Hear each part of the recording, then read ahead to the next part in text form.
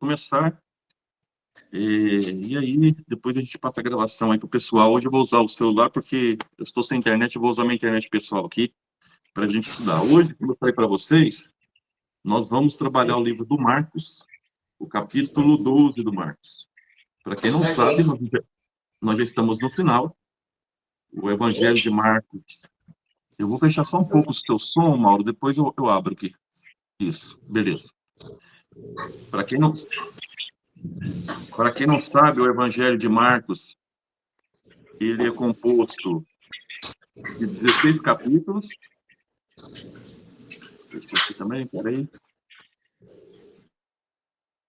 Isso, agora eu acho que está todos fechados. O Evangelho de Marcos, ele é composto de 16 capítulos. Nós já estamos no 12º capítulo. Nós estamos fazendo um percurso com Marcos. No primeiro momento, o Marcos procura definir Jesus como o Filho de Deus e como Cristo. O Marcos salienta muito a parte do ensinamento de Jesus e dos milagres de Jesus, no primeiro momento. Quando ele ensina, ele é o Messias, o Cristo. Quando ele faz esses milagres, as curas, ele é o Cristo, o Filho de Deus. Desculpa, ele é o Filho de Deus. Até o capítulo 8, nós vimos aqui que os milagres de Jesus e as curas acontecem na Galileia, só que Jesus não quer que ele seja identificado como Messias, porque havia naquele momento vários conceitos sobre Messias que Jesus não quer para si, que era a ideia de um Messias guerreiro, de um Messias militar, de um Messias forte, rei, de um Messias dentro da lógica de Israel. Não é esse Messias que Jesus é. E por isso, nós chamamos no Evangelho de Marcos essa parte de segredo messiânico. Jesus não quer se revelar como Messias. Por isso que cada cura que ele faz, ele pede, vá e não fale para ninguém. Essa sempre é a fala de Jesus, até o capítulo 8, versículo 22. Mas como os discípulos também estavam ficando confusos, os discípulos começam a disputar o poder, querer ser, um ficar à direita, outro à esquerda, acha que Jesus está constituindo uma monarquia. A partir do capítulo 8 em diante, 22, versículo 22 em diante, Jesus começa então a catequizar os discípulos de forma separada, de forma mais clara, fazer um ensinamento mais próximo deles. Entre esses ensinamentos, nós vimos aqui, Jesus anuncia 3 vezes que ele vai morrer, para que os discípulos entendam que o messianato dele é diferente. O Messias que Jesus assume é o do profeta Isaías, é o príncipe da paz, é aquele que vem dar a vida pelas ovelhas. Esse é o Messias que Jesus é. Então, é isso que o Marcos está dizendo para nós. A partir, então, do capítulo 8, versículo 22, Jesus vai anunciar 3 vezes a sua morte e vai ensinando esses discípulos. Na aula passada, que foi o capítulo 11, só fazendo memória aqui, vocês viram que Jesus ele entra em Jerusalém portanto, ele está entrando no centro do poder civil e do poder religioso da época, Jerusalém. Em Jerusalém, Jesus, então, vai ter um embate com as autoridades locais. Na última aula, a partir do capítulo 11, ele, para mostrar que ele não é esse Messias glorioso, que ele não é esse Messias que as pessoas esperavam, ele monta no jumentinho e não numa mula, que era o animal dos reis. Isso não, eles tentando agora fazer só a memória da última aula, eles. Então Jesus ele vai montar num jumentinho e não numa mula para dizer que ele é esse servo sofredor. E ele usa aqui a profecia do Zacarias, né, que o filho do homem vai entrar no jumenta, no jumentinho, filho de jumenta. E aqui em Jerusalém, então ele vai ter os primeiros embates em relação às autoridades locais. A primeira coisa que Jesus faz, e o Marcos narra isso de forma muito simbólica e muito interessante, é dizer que Israel é uma figueira seca. Nós vimos aí a metáfora da figueira. Já falei para vocês que Israel, no Antigo Testamento, é comparado com ou a vinha, que produz uvas, ou com figueira. São os 2 nomes que Israel traz aqui, tá? Vinha ou figueira. Então, ao falar da figueira seca, Jesus está dizendo que o judaísmo está seco, que não produz mais frutos, que a relação dos judeus com Deus, então, já não tem mais sentido. Nós vimos isso na última aula. E depois nós vimos as primeiras brigas das autoridades com Jesus, perguntando com qual autoridade Jesus fazia tudo aquilo. E Jesus, então, ele propõe a reflexão do João Batista, se o batismo de João Batista era ou não divino. Eles preferem não responder, porque eles foram um dos responsáveis pela morte de João Batista. Então, Jesus também não fala com qual autoridade ele fará isso. No capítulo 12, que nós vamos começar agora, nós vamos continuar vendo esse embate. Eu vou depois postar o PowerPoint, a hora que minha internet voltar aqui, eu ponho o PowerPoint para vocês, já está feito. Vocês vão ver aqui que Jesus vai enfrentar as principais autoridades nesse capítulo 12. A primeira autoridade que Jesus vai enfrentar, vocês vão ver daqui a pouquinho, são os fariseus e herodianos. Depois ele vai enfrentar os saduceus. Então, as primeiras autoridades começam a bater de frente com Jesus no capítulo 12. Vamos ver isso hoje com vocês, tá bom? Então, quem tem a Bíblia aí, pode pegar, nós vamos trabalhar todo o capítulo 12, e vocês vão ver, então, esses embates. Eu vou apresentando as personalidades e como Jesus vai enfrentando essas personalidades. E esses enfrentamentos mostram qual é o projeto de Jesus frente ao projeto religioso da época. Porque religião tem um projeto. E Jesus tem um projeto diferente da religião da época. É isso que nós vamos perceber muito claro hoje. Então, a primeira parábola está no capítulo 12. Jesus começa a contar uma historinha. É uma técnica de Jesus, é contar histórias para poder tirar verdades dessas histórias. Então, nós vamos ler aí para vocês o capítulo 12, versículo de 1 até o versículo 12, tá bom? Eu vou ler e depois, então, eu vou explicando para vocês aqui. Começou a falar em parábolas. Um homem plantou uma vinha. Quem é esse homem? Já vou identificando aqui os personagens, tá? Quem plantou a vinha? O que é vinha? Já falei para vocês que vinha é Israel. Um homem plantou uma vinha. Quem é dono de Israel? Deus. Quem é esse homem? Deus. Então, Deus plantou Israel como povo, tá? Deus plantou Israel como povo. Cercou de uma sebe, abriu o largar e construiu uma torre. Depois disso, arrendou.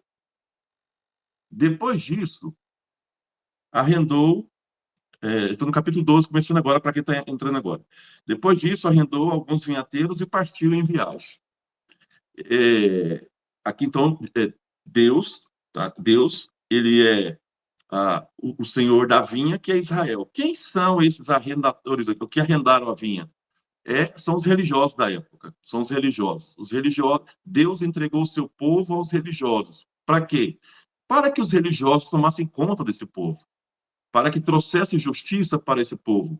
Para que levasse esse povo até Deus. É isso que está dizendo aqui o texto. No tempo oportuno, enviou um servo aos vinhateiros para receber uma parte dos seus frutos da vinha. Então, Deus manda. Quem são esses? Vai mandar vários aqui, tá? Quem são esses que Deus envia? São os profetas. Na época dos profetas. Deus enviou os profetas para cobrar dos religiosos como esses religiosos estavam tratando o povo, tá? Vocês vão ver que os religiosos vão matar todos. Isso aconteceu de fato. Os religiosos do Antigo Testamento, eles mataram a maioria dos profetas. Tá? Eles vão matar a maioria dos profetas, vão perseguir. Vocês vão ver aqui, ó. Eles, porém, o agarraram. No tempo oportuno, enviou um servo aos vinhateiros para receber uma parte dos seus frutos da vinha. Profeta. Eles, porém, o agarraram, espancaram e mandaram-no de volta sem nada. Então, os profetas apanharam lá atrás. Enviou-lhes de novo outro servo, outro profeta, está dizendo aqui o Marcos. Mas bateram na cabeça e o insultaram. Enviou ainda outro, e a esse mataram. Então, que nessa parábola, Jesus está contando que Deus entregou o povo para os religiosos religiosos maltrataram o povo, Deus mandou os profetas, e os profetas foram maltratados pelos religiosos. É isso que Jesus está contando aqui nessa historinha. Depois mandou muitos outros quem? Profetas. Bateram uns, mataram outros, restava-lhe ainda alguém, o Filho amado. Quem é o Filho amado? Jesus. Jesus está dizendo dele próprio. Enviou por último, dizendo: eles respeitarão meu filho. Então, para que Jesus veio? Para pedir contas aos religiosos se eles estavam ou não tratando bem o povo. Aí, aqueles vinhateiros, que são os religiosos, porém disseram entre si: Este é o herdeiro. Vamos, matemo-lo, e a herança será nossa. Qual é a herança? O povo. Não vamos precisar mais justificar nada para. Se a gente mata o filho de Deus, nós não precisamos mais dar satisfação das nossas atitudes para Deus.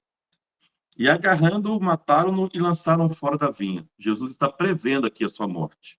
É a primeira vez que Jesus fala da sua morte publicamente. Antes ele falou para os apóstolos. Agora ele está dizendo nessa metáfora, nessa parábola, Jesus está falando abertamente da sua morte para o público. Que fará o dono da vinha? Está perguntando Jesus. Que fará Deus com essas pessoas que mataram o filho dele? Virá e destruirá os vinhateiros e dará a vinha a outros.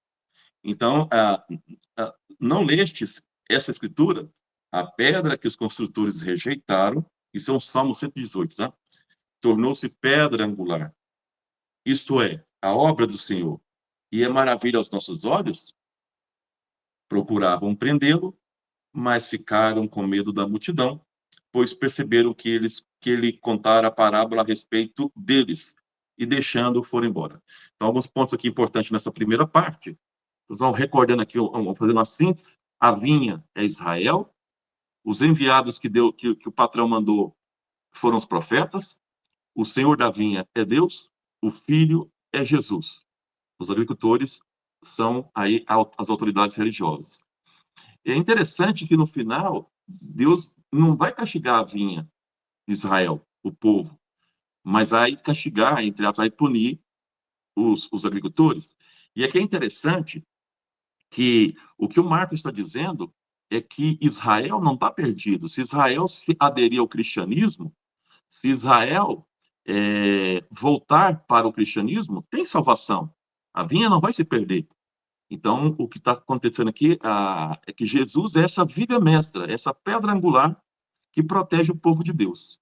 E é isso que o Marcos está dizendo lá na época dele, lá nos anos 70, está dizendo para os judeus que eles foram maltratados, que Deus enviou profetas, que Deus enviou o próprio Filho, e os religiosos acabaram com essas pessoas. Mas que essa vinha ainda pode ser resgatada, se ela fazer parte desse projeto de Deus que agora está nascendo, que é o cristianismo. Tá? Então, é uma mensagem que o Marcos está dando aí para nós. Então, essa é a primeira parábola que Jesus conta, e vocês viram que os religiosos queriam prendê-lo, mas por medo do povo que estava escutando e estava gostando, eles recuaram e não fizeram isso. É interessante que em todos os evangelhos, mas principalmente Mateus, não Marcos, mas Mateus mostra, Mateus também já falou isso no capítulo 11, que Jesus, de dia, ele fica no meio do público, porque ele sabe que a população protege ele, mas à noite ele desaparece. E aí, para onde ele vai? Ou vai para a casa de Marta, Maria e Lázaro, que é em Betânia, que ficava a 3 quilômetros de Jerusalém, ou ele se esconde ali no Monte das Oliveiras, que na época de Jesus tinha muitas oliveiras, muitas cavernas, e aí as pessoas não sabiam onde ele ficava, por isso que depois nós vamos ver o episódio do Judas que sabia e o entregou, tá?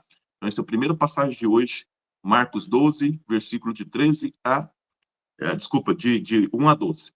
Vamos ver agora uma outra história que Jesus vai contar agora, que é justamente a questão do imposto a César. César era o imperador. Os imperadores romanos são chamados de César. E na época de Jesus, o imperador era Tibério I, tá bom? Esse episódio é muito interessante. E eu já vou narrar quem são os personagens. De um lado, Jesus. De outro lado, fariseus e herodianos. Os fariseus, vocês sabem que eles são legalistas, pegam bem na lei. E os herodianos são os partidários do Herodes Antipas da Galileia, tá? O Herodes Antipas. Fariseus não gostavam dos herodianos, mas aqui eles abrem uma exceção para poder colocar Jesus em saia justa. Olha como o mal se articula. É como na política, tem dois grupos que não se gostam, mas para vencer um terceiro eles se unem. Isso é muito, muito comum na política. Na época de Jesus não era diferente. Para poder derrubar Jesus, dois grupos inimigos, fariseus e herodianos, se juntam para colocar Jesus numa saia justa. Que saia justa é essa? Eu vou ler e aí nós vamos interpretar essa passagem aqui. Enviaram, então, alguns dos fariseus e dos herodianos para enredá-lo com alguma parábola, para colocar Jesus em saia justa, que a gente diz hoje, tá? Vindo eles, disseram, mestre, só o fato de chamar Jesus de mestre já é uma ironia, porque eles são considerados mestre, tá? Mestre, sabemos que é verdadeiro e não dá preferência a ninguém, pois não considera os homens pelas aparências, mas ensina de fato o caminho de Deus. É outra ironia, que eles não acreditavam nada disso. Eles só estão querendo puxar o saco de Jesus, a gente diria isso hoje, para poder colocar Jesus numa situação muito complicada. Tá? Eles estão armando aqui algo para Jesus. E aí eles perguntam, olha a pergunta capciosa, a pergunta complicada de responder na época. Eu vou explicar por quê. É lícito pagar impostos a César ou não? Pagamos ou não pagamos? Tá? Eu vou parar aqui antes de continuar. Por que essa pergunta ela é complicada para Jesus responder? Porque esses dois grupos, o que eles fizeram foi colocar no pescoço de Jesus ou a espada de Roma ou o canivete, a faca dos zelotes. Vou explicar para vocês. Se Jesus responde sim, é justo pagar os impostos a César, os zelotes que era contra isso ia matar Jesus, os zelotes, aquele grupo revolucionário, porque os zelotes não aceitavam pagar impostos a Roma. Então, se Jesus fala assim, é justo pagar impostos a Roma, a cabeça de Jesus estaria prêmio pelos zelotes. Mas se Jesus falasse, não, não pague impostos a Roma, aí seria a espada de Roma que estaria no pescoço de Jesus, porque aí Jesus seria tido como um traidor da nação, do Império Romano. Ou seja, e pagar impostos para Roma significa idolatria. Ou Jesus, ele se pedisse para pagar impostos, seria idólatra e morreria na mão dos zelotas, ou se falasse que não, morreria na mão dos romanos. É aquela velha máxima, se correr o bicho pega, se ficar o bicho come. Eles sabiam disso. Por isso que armaram para Jesus. Jesus percebe a hipocrisia deles e vai chamá-los de hipócritas. Vocês vão ver. Daqui a pouco eu vou analisar mais isso aqui. Ele, porém, conhecendo sua hipocrisia, disse: Ó, Jesus conhece que eles são hipócritas. Por que me pondes à prova? Por que vocês fazem essa maldade? Por que vocês querem me colocar diante da morte? Né? Qualquer resposta que eu der aqui, vocês me colocam em situação difícil. É isso que Jesus está dizendo para eles. Aí Jesus pede: me traz um denário para que eu veja. Não esqueça que Jesus está na região do templo. Isso é interessante também. Para que eu veja. Eles trouxeram e ele disse: de quem é a imagem e a inscrição? E é engraçado que eles trouxeram uma moeda romana. E os fariseus não podem andar com essa moeda romana, porque seria traição. Eles têm que andar com moeda judaica. E eles estavam com a moeda romana. Quer dizer, eles mesmos que deveriam seguir a lei, não seguem. Jesus está dizendo isso para eles. Me dá uma moeda aí. Para mostrar tanto que vocês são hipócritas. Aí Jesus está dizendo, me dá uma moeda aí, que eu vou provar tanto que vocês são hipócritas, fingidos. Vocês mesmos são idólatras. Aí eles responderam, de César, que era a imagem do Tibério que estava lá. Então Jesus disse, Ramon, eu estou no capítulo 12, versículo 16. 17, versículo 17, 12, 17. Então Jesus disse-lhes, o que é de César, dai a César, o que é de Deus, a Deus. E ficaram muito admirados a respeito dele. Aqui o verbo não está bem usado, por isso que eu vou explicar agora isso aqui, o que Jesus está dizendo literalmente para a gente entender. Um ponto importante, o que Jesus está dizendo aqui, e serve para a época que o Marcos está pregando, e serve para nós hoje, é uma velha questão. Quem é o centro de nossa vida? É Deus ou Césares? Isso aqui é uma leitura pastoral do texto, tá? Quem é o dono da nossa vida? É Deus? Quem é o centro da nossa vida? É Deus ou é o homem? Porque o critério para escolher não é Deus que vai dar esse critério para você, é nós mesmos. É o nosso interior que vai dizer se nós vamos. O verbo utilizado no grego é restituir. Porque pagar fica parecendo. Nós, o Império Romano, o que o Império Romano faz para cobrar os impostos? Ele dá água, ele canaliza água, ele dá segurança. Deveria fazer assim, tá? Isso é o Estado. O Estado deveria dar segurança, garantir a ordem. E o que você faz para restituir, para manter essa máquina funcionando? Impostos, é assim que funciona até hoje. Então, o Estado, ele cria escolas, hospitais. O que a gente faz? Restitui ao Estado o que é do Estado, que é os impostos. Então, quer dizer, para o Estado, a gente dá coisas, a gente dá objetos. É isso que Jesus está dizendo. Ao Estado, a gente tem que restituir. A palavra do grego é essa, restituir aquilo que é do Estado, que o Estado investiu, ou deveria ter investido. Se não investiu, deveria ter investido. E para Deus, nós temos que restituir o que é de Deus. O que é de Deus? Tudo, principalmente a nossa vida. Tudo que você olhar foi Deus que nos deu, a começar pela nossa vida. Então, o que nós temos que restituir a Deus? Nós, a nossa vida, pessoas. Então, dai ao Império Romano coisas que é do Império Romano, para manter essa máquina funcionando aí, os impostos, o Estado. Mas vocês devem dar a Deus o que é de Deus. O que é de Deus? Nós vimos já na metáfora anterior, a vinha do Senhor, que vocês roubaram. Então, ou seja, vocês não cuidam do povo, nem vocês nem o Império Romano, porque Jesus está criticando os dois aqui. Então, nem vocês cuidam do povo, nem o Império Romano cuida. Engraçado que eles foram achando que Jesus ia ficar do lado de um e de outro, Jesus critica os dois. Nós devemos restituir a Deus o que é de Deus. O que é de Deus? A sua vinha, as pessoas. As pessoas que nós temos que restituir a Deus. Os nossos corações. Vocês pagam os impostos a César, tá até aí, restituir. Mas para Deus vocês não dão as pessoas de volta, vocês não estão voltando para Deus. Então, ou seja, vocês são hipócritas, fingidos, tá? Porque para César vocês devolvem o que é justo, porque tem que pagar os impostos mesmo, mas para Deus nada, vocês roubaram a vinha do Senhor. Esse texto aqui tem que ser lido a partir da metáfora anterior, senão a gente não entende. Que foi ali a da vinha do Senhor que foi roubada, né? Que o Marcos narra aquela questão da vinha do Senhor. Então, o que está por trás dessa questão é que nós temos o livre-arbítrio, Deus não vai interferir nisso, mas nós temos que restituir nós a Deus, porque nós somos de Deus, nós não somos do Império Romano. Mas nem os religiosos da época, nem o Império Romano cuidava do povo, não dava justiça ao povo.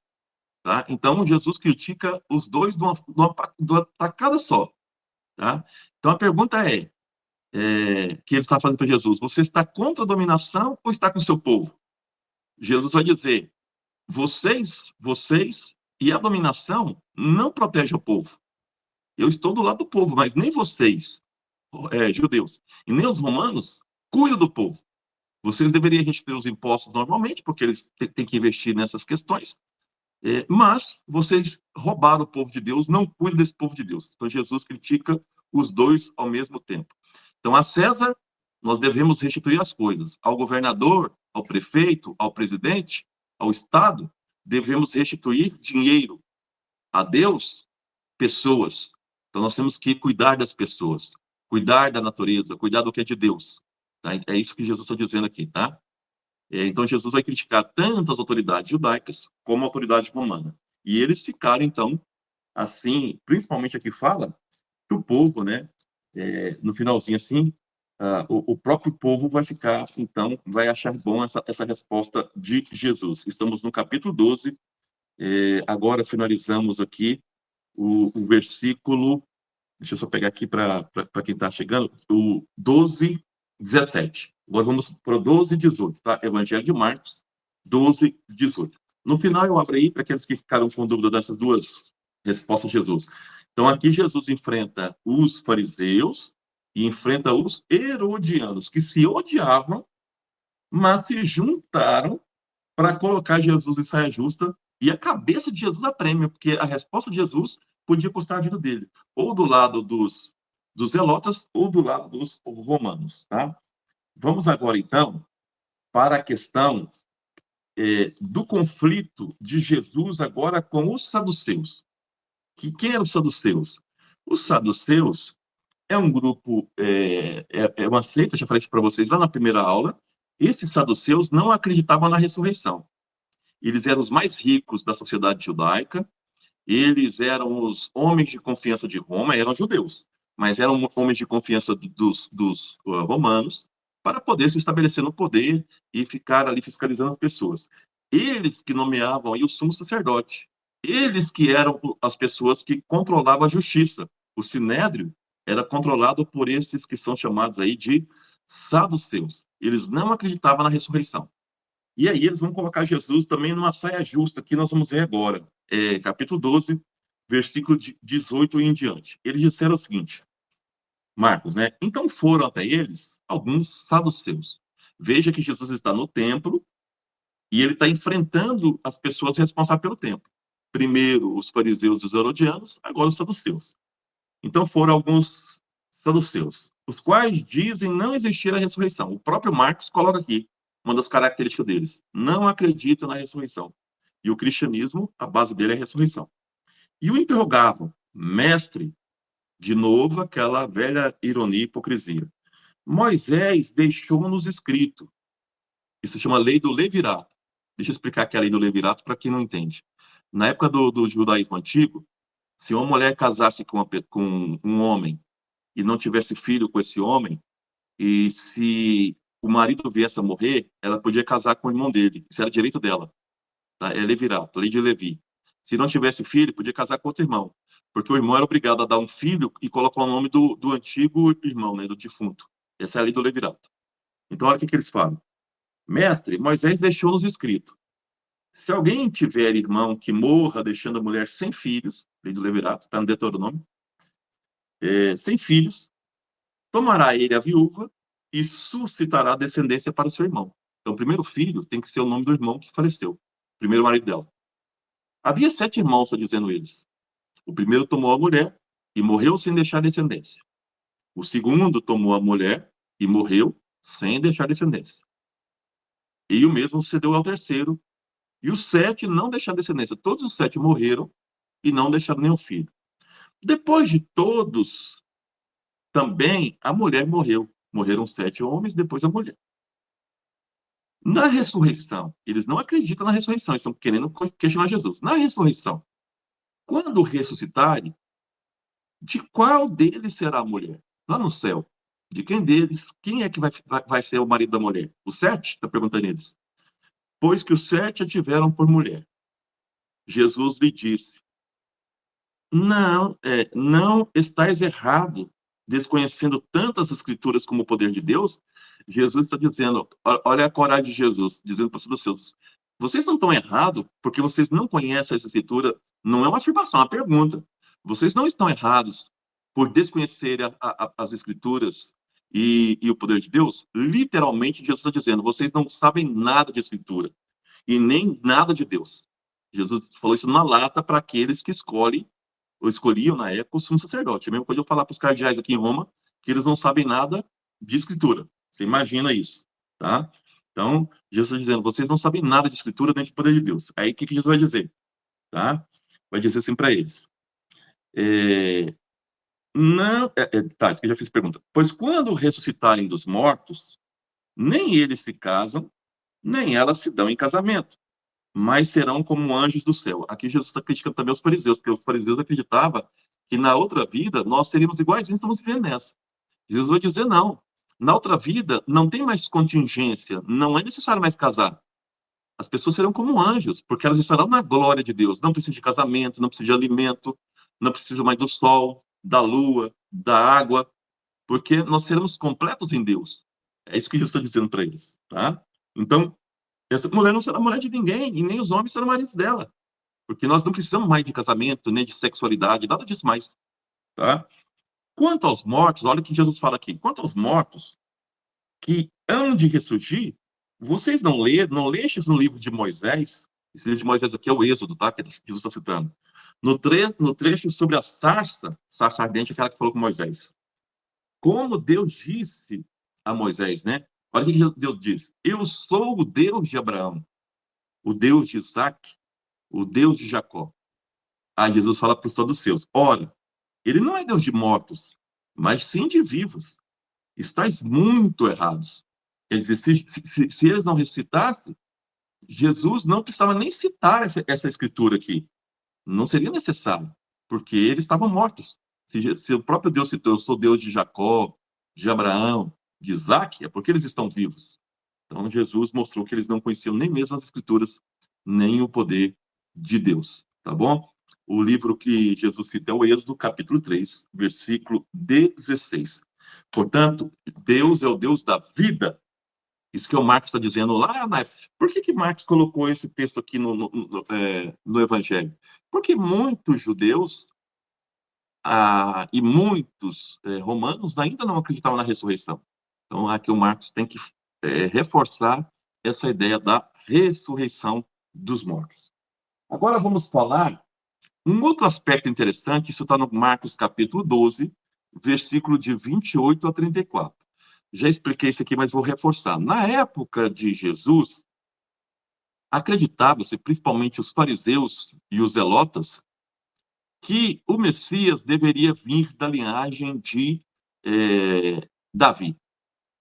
Né? Se não viesse da linhagem de Davi, ninguém seria Messias. Então, você deveria ser parente de Davi para ser o Messias.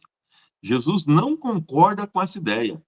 Jesus está dizendo que a filiação messiânica, né, não é por descendência, não é o fato de ser descendente de Davi, porque segundo as Escrituras, a descendência de Davi deveria formar uma nova monarquia. Devia formar uma nova monarquia, e essa monarquia deveria expulsar os romanos. Tá? Não é essa a ideia de Jesus, de expulsar, de fazer guerra. Então, ele não se identifica com essa monarquia de Davi. E, para isso, Jesus vai citar um salmo muito conhecido depois na época, e nós vamos ver aqui agora, que é o Salmo 110, versículo 1, tá? Depois vocês podem ter esse salmo, Salmo 110, versículo 1, que Jesus cita para responder uma questão. Qual é a questão? Vamos lá, estamos aqui, a Eleonora chegou agora, estamos no capítulo 12, versículo 35. Tá? E prosseguiu Jesus ensinando no templo. Veja que Jesus está no templo ainda, dizendo: como podem os escribas dizer que o Messias é filho de Davi? Aqui Jesus se coloca contra os escribas, que são fariseus, e todos aqueles que acreditavam que o Messias deveria vir de Davi. O próprio Davi disse pelo Espírito Santo. Aí ele cita o Salmo 110, versículo 1. De quem eram os salmos na época, se acreditava serem os salmos? De Davi. Então é como se Davi estivesse dizendo. Olha o Salmo.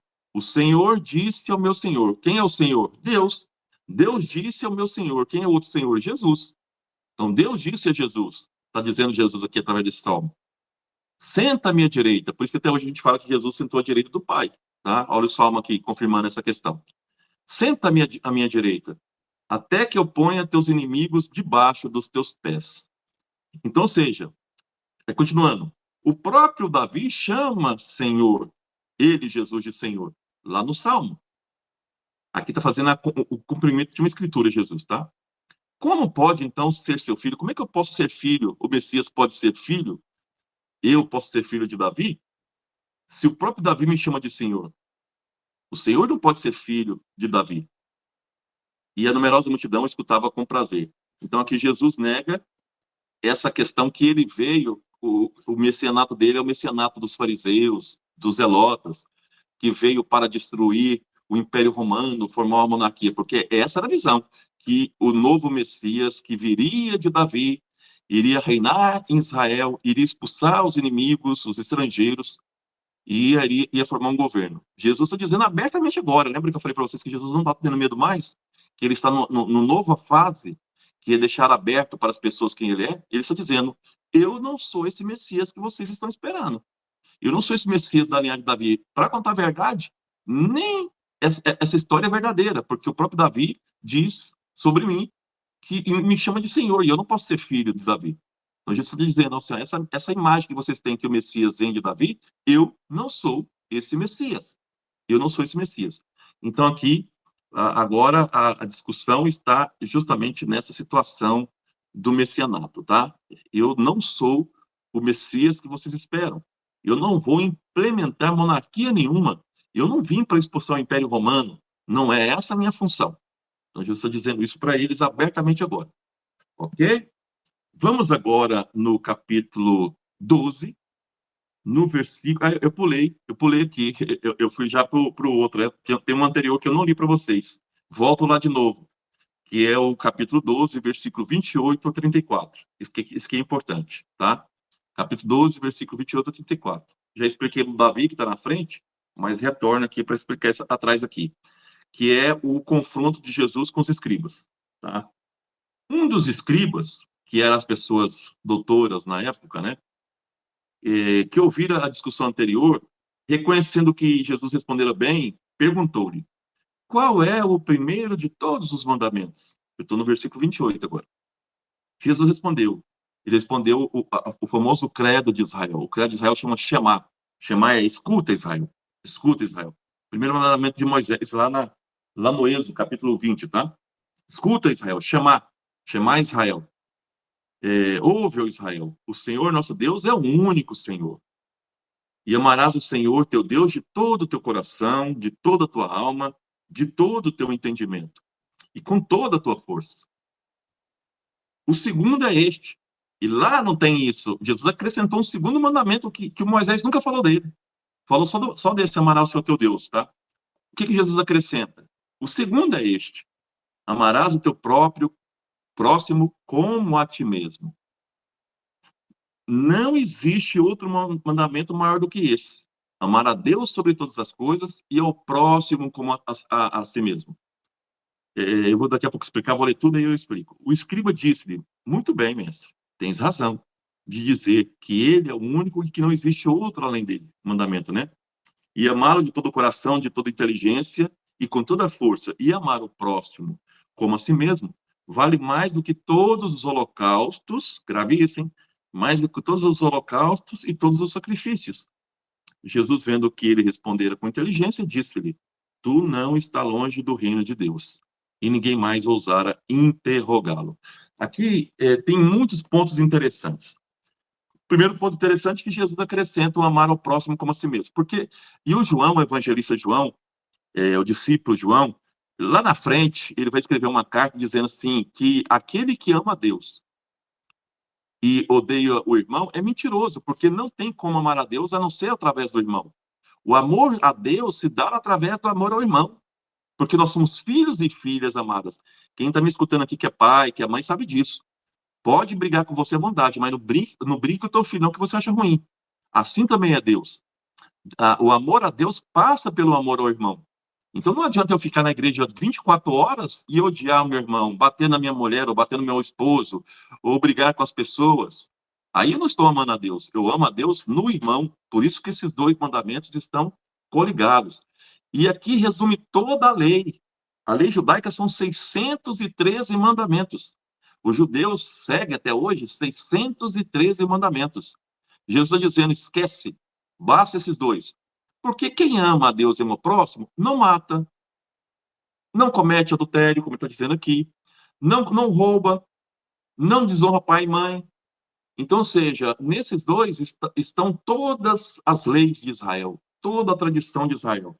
E o mais importante disso tudo, eu gosto desse capítulo específico, desse versículo, é que Jesus, ele abre o céu para todo mundo, porque na época de Jesus só entrava no céu fariseu aqueles que eram puros, aqueles que seguiam as leis, todas as tradições. Jesus falou, esquece, porque esses dois mandamentos, não foi nem Jesus, o escriba fala, é muito maior do que qualquer sacrifício que a lei previa. O holocausto era matar os animais. Então, ou seja, com esse ensinamento, Jesus está dizendo que todos podem entrar no reino de Deus. Não precisa cumprir todos os mandamentos, todas as tradições. Basta amar a Deus e ao irmão. Então, o pobre pode entrar.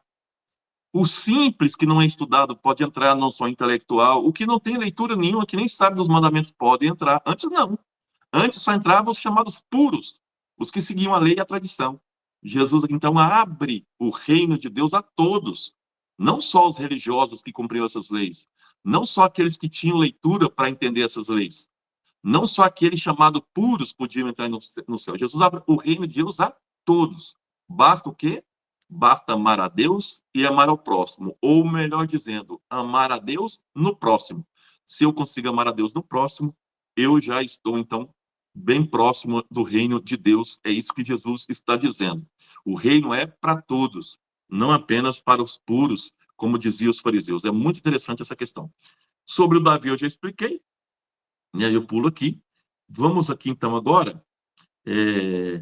Só o único ponto que eu esqueci de falar aqui, naquela questão do Davi, Jesus, então, não está ligado à cúpula do poder. Jesus refuta o Messias elitista, né, do poder. Isso é interessante também. Último ponto, também uma história muito bonita que Jesus conta, está no versículo 38 a 40, capítulo 12, de 12 a 40. Eu vou começar no 38 a 40, dizendo.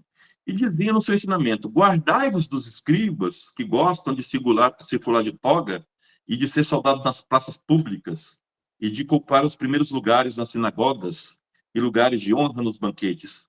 Aqui está dizendo assim, os fariseus, escribas, né, os conhecedores da lei, que gostam de andar com roupa bonita, ser saudado nas ruas pelas pessoas, gostam de sentar nos primeiros lugares. Só que olha o que Jesus fala. Mas devoram as casas das viúvas e simulam fazer longas preces. Quer dizer, roubam as viúvas, porque tem que pagar para eles, para purificação, os holocaustos, todas essas questões. Tá? E aí depois diziam fazer preces para essas viúvas. Esses receberão condenação mais severa. E aí Jesus aproveita e vai contar uma questão muito interessante sobre uma viuvinha. Mas antes, só quero frisar que esses escribas, esses religiosos, usam a religião para legitimar seu poder e a exploração das pessoas. Vocês conhecem muitos pastores, muitos padres, muitos religiosos que muitas vezes fazem isso.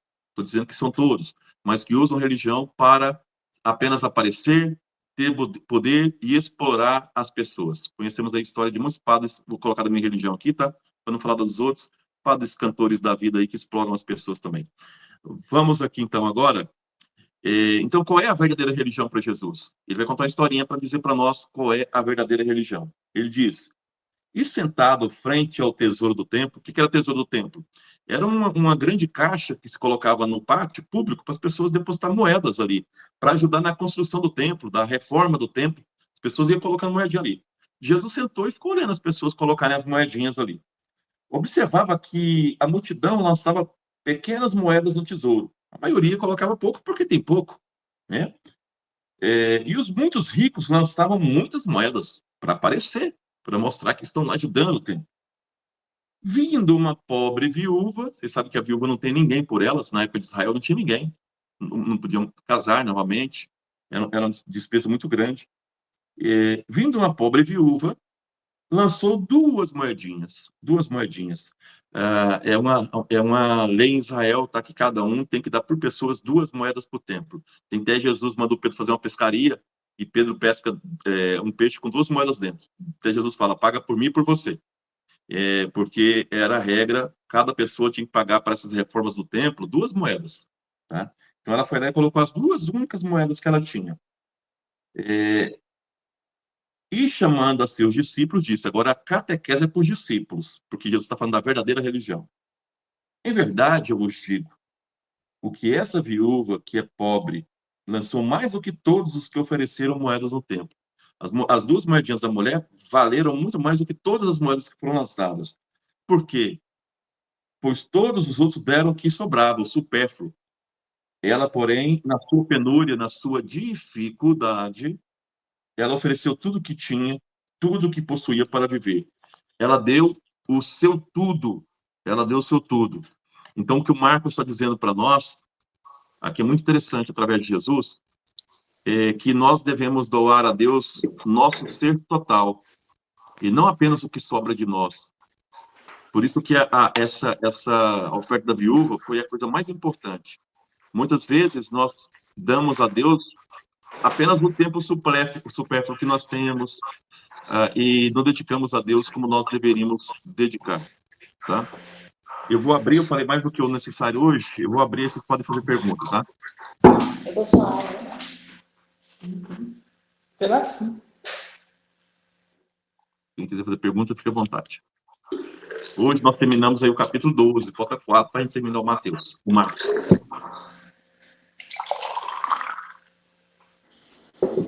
Ô Guto, esses lavradores malvados são os fariseus? São os religiosos, os fariseus, os saduceus também, porque os saduceus, eles Eles também elegiam um sumo sacerdote. Então, esses agricultores que mataram são os religiosos da época, os saduceus, os fariseus, mas principalmente os fariseus, os escribas.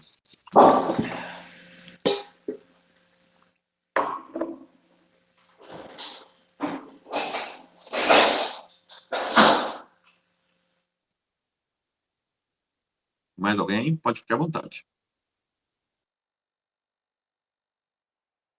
Vou ter que abrir o microfone de vocês, porque estão fechados aí.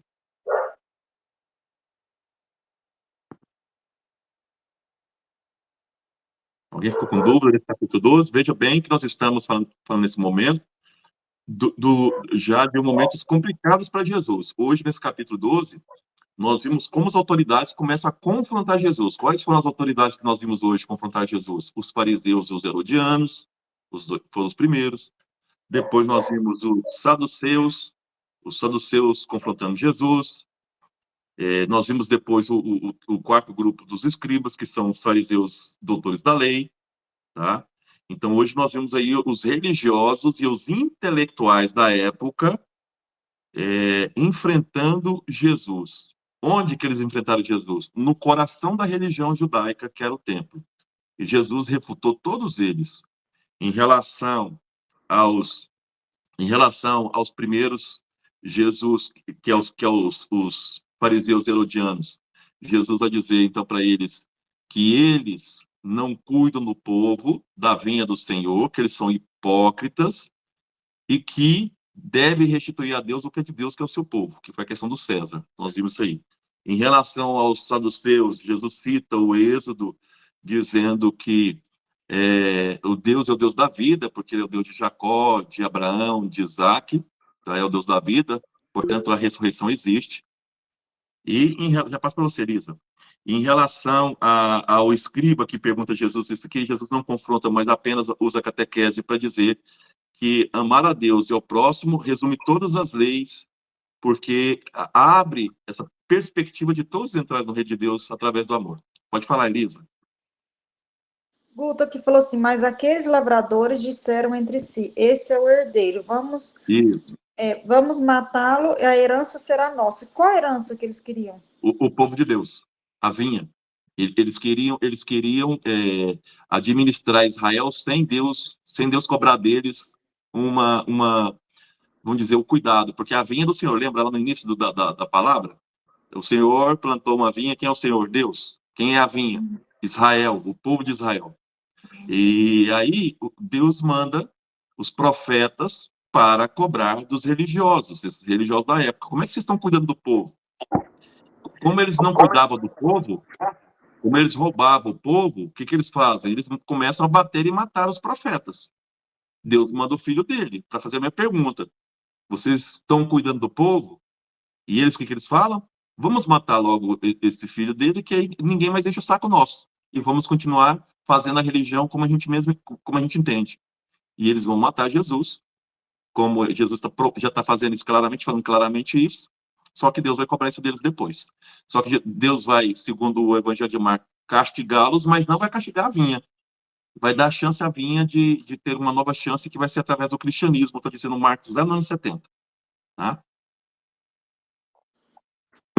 Aí outra coisa que eu falei hoje, só para terminar o resumo, Jesus, ele fala que ele não é o filho de Davi, já passa a ser Valdemar, ele não é o filho de Davi, e ele não veio para poder criar uma monarquia, tá? Um Messias elitista ligado ao poder. Pode falar, Valdemar? Guto, quem faz a função dos profetas no mundo atual hoje? Qualquer pessoa, porque a palavra profeta, a gente usa ela de forma equivocada. A gente acha que profeta é o que adivinha o futuro, não é isso. Profetas são todos aqueles que, ligados a Deus, pode ser qualquer pessoa, denunciam injustiças e anunciam um mundo novo. O mundo de acordo com Jesus. Eu vou citar um do mundo católico que eu conheço bastante, o padre Júlio Lancelotti. O padre Júlio Lancelotti, para mim, é um grande profeta.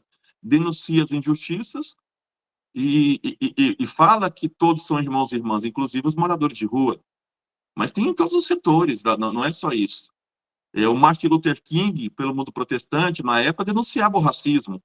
e anunciavam que todos eram irmãos. Era um grande profeta do mundo do mundo evangélico. Teve o Mandela na África, que denunciava também o apartheid e anunciava algo novo. Também foi um grande profeta. Então, nós temos muitos profetas. E não precisa ser gente importante, não. Você, no seu dia a dia, que denuncia as injustiças e anuncia que isso não é vontade de Deus, isso é profecia. Deus está enviando cada um de nós para isso. Tá? Isso não é correto, fazer assim não é correto. Todos nós, batizados, nós temos 3 funções no batismo, tá? Isso está no Novo Testamento. Nós somos rei na realeza de Deus. Nós somos profetas para denunciar as injustiças e anunciar a vontade de Deus. E somos sacerdotes. Todos os batizados têm essas 3 funções. Participamos da realeza de Cristo, participamos da profecia de Cristo e do sacerdócio de Cristo. Então, todos nós temos essa função. Agora, geralmente o profeta é perseguido, porque o profeta vai mexer com os poderosos, mexer na ferida. Tá bom? Então, não posso dizer que todo líder religioso, tipo padre, pastor, todos são profetas, não, né? Não. Ixi, tem muitos padres e pastores que são lobos, que se vestem de cordeiros. Muitos. E essa é a nossa função. Mas nossa função é denunciá-lo só por maldade? Não. É o que o Evangelho chama de correção fraterna. Correção fraterna. Irmão, o que você está fazendo não é correto. O que você está fazendo não é bacana. A forma que você falou com aquela mulher não foi bacana. Você, sabe, humilhou, isso não é legal. É nossa função fazer essa correção fraterna. E não é só padre, não. É bispo, papa, quem for. Se você, diante do evangelho, se a pessoa vai contra, é nossa função chegar e falar. Tá? É nossa função falar. Todos os padres deveriam ser profetas, todos os pastores deveriam ser profetas. É, todos aqueles que são, vou pegar aqui você, eu sei que você também trabalha na questão do mundo espírita, todos que trabalham no mundo do espiritismo deveriam ser profetas. Todo que trabalha no islamismo deveria ser profetas, e assim por diante, mas nem todos fazem essa função, né? Essa é a denúncia de Jesus, já passo a você, Rafael. Essa é a denúncia de Jesus, é usar a religião para explorar, é usar a religião para se enriquecer, é usar a religião para ter poder, tá? Oi, Rafael. Não é só para complementar, né, Goto? É aquela questão de lembrar, o nosso dever é lembrar a eles que eles também vão ser julgados, que eles não estão num Uhum. patamar, assim, beleza, eles têm um cargo importante dentro da igreja, mas eles também têm condutas a respeitarem, que eles também vão ser cobrados, né? Então, não basta só eles cobrarem da gente um comportamento adequado, sendo que na vida eles não dão o exemplo, né? E eu acho que isso até é mais pesado, né? Você falava nas nossas aulas lá do curso da Idade Média que, de certa forma, o padre, o sacerdote, ele sempre é cobrado um pouquinho a mais do que a ovelha, porque ele tem essa função, né, de De cuidar. liderança, de dar o Uhum. exemplo. Eu lembro que você falou uma vez, quando a gente leu um texto, que falou que o diabo tinha as filhas, ele tinha umas filhas voltadas especificamente para a tentação dos párocos, né? Aquela questão da tentação de Santo Antão e tal. Uhum. Outra coisa interessante também, hoje eu estava vendo um vídeo em que as pessoas colocou assim, Papa Francisco não gosta que toque nele. Não é verdade. Ali mostrava o vídeo as pessoas tentando beijar a mão do Papa Francisco. O Papa Francisco não gosta que beije a mão dele. Por quê? Porque o Papa Francisco tem a mesma visão que eu tenho, que todos os seres humanos são iguais, e isso se torna uma idolatria, ficar beijando a mão do Papa. Ele não gosta. Quando você beija a mão dele, ele tira. Ele não gosta, porque antigamente se fazia isso, beijava o anel do bispo, com símbolo de poder. Francisco não gosta que beije o anel dele, a mão dele. Não gosta porque ele acha certo que todo ser humano é igual. Ele não é melhor do que ninguém. Ele é uma pessoa entre outras pessoas. Eu acho isso bonita a parte dele. Então, se você for beijar a mão dele, vai tirar. Ele não gosta. Porque é um gesto de humildade da parte dele, que não quer usar a religião para explorar as pessoas. Eu só queria, a Cirlei tá aí, ela pediu que eu falasse sobre um bispo que foi demitido pelo Papa Francisco, lá em Texas. Por que esse bispo foi demitido? Na Igreja Católica, não sei se vocês sabem, o bispo que tem que pedir demissão, o Papa não pode demitir um bispo. É o bispo que tem que pedir demissão. Ele é levado muitas vezes a isso. Mas por que o Papa Francisco, depois que esse bispo não pediu demissão, teve que demiti-lo? Porque abertamente ele veio a Roma e falou aqui em Roma que o Papa Francisco não é Papa. E ele, como se ele tivesse tomado o poder. Então, tanto aqui como nos Estados Unidos, ele fazia um papel contra o Papa Francisco. E nós sabemos que a Igreja Católica, especificamente, ela é unida na figura do Papa. Sem o Papa não existe catolicismo. O cara que fala assim, o Papa Francisco não é meu Papa, então ele não é católico. O catolicismo se passa pela figura do Papa, que, segundo a tradição católica, é escolhido pelo próprio Espírito Santo no conclave. Então, ao ir contra o Papa Francisco, ele está indo contra um dogma fundamental da Igreja Católica. E por isso ele começou a falar mal do Papa e estava criando divisão dentro da Igreja. E aí teve que fazer essa demissão contra a vontade do Francisco, porque o ideal é que a pessoa mesmo reconheça, ó, eu não quero ficar mais, porque eu não concordo com essas regras que estão aí. Foi por isso que eu serei. Mais alguém? Agradeço a todos e todas. Na próxima semana, então, nós vamos para o capítulo 13. Estamos já quase finalizando o Evangelho de Marcos. E aquela perguntinha que o Marcos fez lá para a comunidade dele e faz para nós. Esse é Jesus de Nazaré. Vocês querem segui-lo ainda? É o príncipe, é aquele que veio da vida por nós e põe também os dedos nas feridas para nos ensinar. Tá? Jesus, ele educa de forma muito pedagógica, mas com muita autonomia. E cada um assuma a cruz para segui-lo. Então, na próxima semana a gente se encontra aqui novamente. Um abraço. O Mauro gravou, ele vai passar para nós, e eu vou, quando voltar minha internet, eu coloco para vocês o PowerPoint aí, que eu estou sem internet, estou usando a minha pessoal aqui, tá bom? Um abraço a todos e todas, fiquem com Deus, gente. Um abraço, boa noite. Boa noite.